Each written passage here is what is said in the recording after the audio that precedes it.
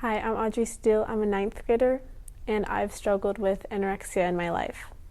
When I was younger, all I could think about was changing myself and making myself better and what people thought of me and how I looked.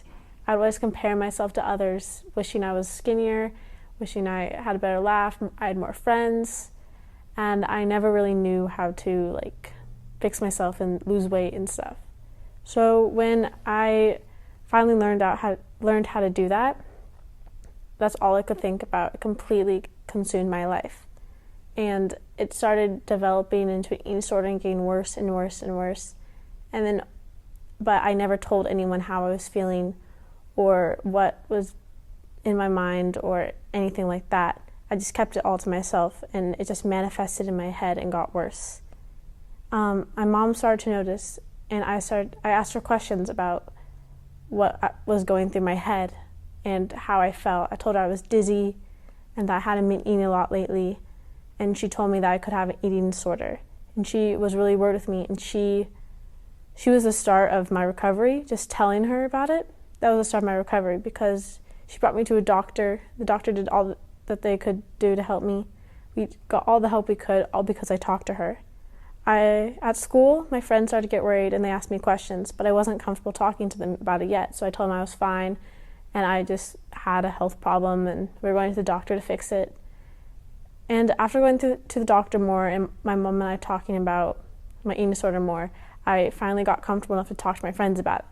They all told me that they were worried about me and nothing bad happened. They were just there to support me, and I knew the things I couldn't talk to my mom about, I could talk to them about.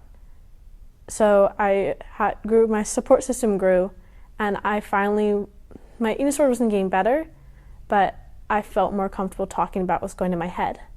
I was sent to a eating disorder recovery place, and there I had access to counselors and therapists, and we had animal therapy, which was great. And then I finally started to really recover and see a change. Just talking to people, that's what the whole place was centered around, is because I could talk to my therapist about all the things going through my head that I couldn't talk to my doctor, my mom, or my friends about. I could talk to my therapist, and she knew exactly what to say, and it helped me.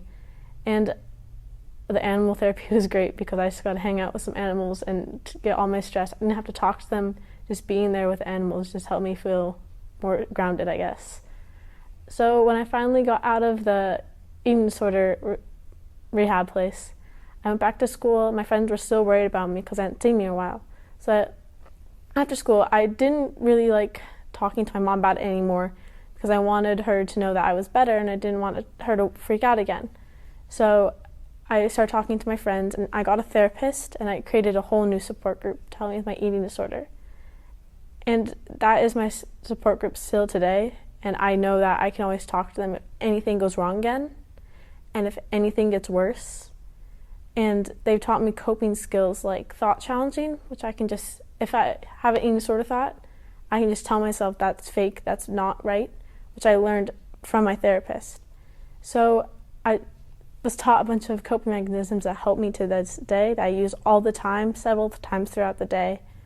And this whole process really taught me the importance of sharing, because in your head you have limited knowledge, and just talking to other people will help you expand it and get to know other people's experiences with what you're going through.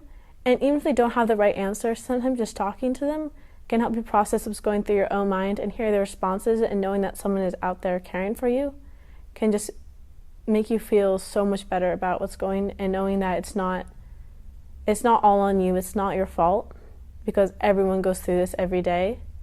That really helps me get through my recovery. It made it so much easier than if I just kept everything to myself and told no one anything. They wouldn't know what's going on, I wouldn't know what's going on, and I would just still be stuck in that really bad, dark place that's in my own head. So getting out, talking to people is like the best thing you can do for your recovery.